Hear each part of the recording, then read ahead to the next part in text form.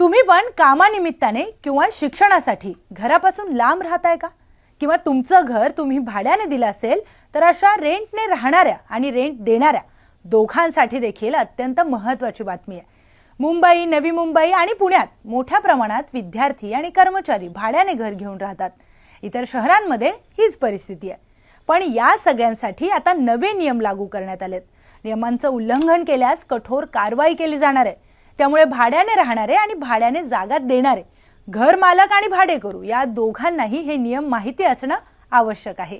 नमस्कार, मी प्रियंका लाठी आणि आपण पाहताय न्यूज 18 लोकमत।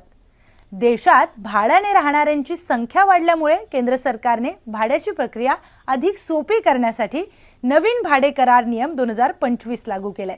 या नियमांमुळे भाडेकरू आणि घर मालक या दोघांचेही हक्क सुरक्षित राहतील। भाडेकरूंसाठी महत्त्वाचे बदल करण्यात आलेत।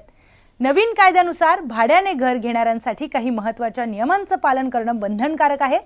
5 महत्त्वाचे मुद्दे मी तुम्हाला सांगणार आहे। सगळ्यात पहिलं, नोंदणी अनिवार्य आहे। भाडे करार साइन केल्यानंतर 2 महिन्यांच्या आत त्याची नोंदणी करणं बंधनकारक आहे। नोंदणी न केल्यास 5,000 रुपये इतका दंड लागू होऊ शकतो। त्यानंतर रेंट ॲग्रीमेंट देखील आवश्यक आहे। जे लोक रेंट ॲग्रीमेंटने राहणार नाहीत त्यांचं नुकसान होऊ शकतं। दुसरा महत्त्वाचा मुद्दा, सिक्युरिटी डिपॉझिट। घर मालक अव्वाच्या सव्वा सिक्युरिटी डिपॉझिट घेतात।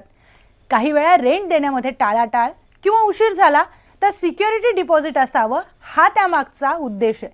मात्र काही वेळा नियम मोडून अतिशय जास्त प्रमाणात सिक्युरिटी डिपॉझिट घेतलं जातं। या सगळ्यांवर चाप लावण्यासाठी हा नियम लागू केलाय।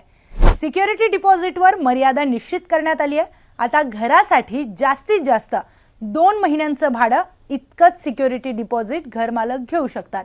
व्यावसायिक जागेसाठी जास्तीत जास्त 6 महिन्यांचं डिपॉझिट ते घेऊ शकतात। तिसरा महत्त्वाचा मुद्दा, भाडेवाढ। भाडेवाढ करण्यापूर्वी घर मालकाला निश्चित नियमांनुसार आणि अगोदर सूचना देणं अनिवार्य आहे। करार संपल्यानंतर नवीन करार करताना तो भाडं वाढवू शकतो, पण त्याला मध्येच आपला मनमानी कारभार करता येणार नाही, मध्येच भाडं वाढवता येणार नाही। भाडेकरूला अचानक घर सोडण्यास सांगता येणार नाही, त्याला आधी मुदत द्यावी लागेल। त्यामुळे कोणी घर देतं का घर अशी परिस्थिती भाड्याने राहणाऱ्या लोकांवर येणार नाही।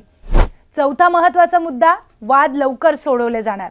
म्हणजे भाड्यासंबंधीचे वाद 60 दिवसांच्या आत सोडवण्यासाठी खास भाडे न्यायालय आणि लवाद स्थापन करण्यात आलंय। त्यामुळे अशा प्रकारची प्रकरणं आता तातडीने निकालात काढली जावीत, हा यामागचा मूळ उद्देश आहे। बरं, घर मालकांसाठी महत्त्वाचे काय काय फायदे आहेत? तर पहिल्यात महत्त्वाचं म्हणजे TDS मध्ये मोठी सूट। भाड्याच्या उत्पन्नावरील TDS ची मर्यादा ही वार्षिक 2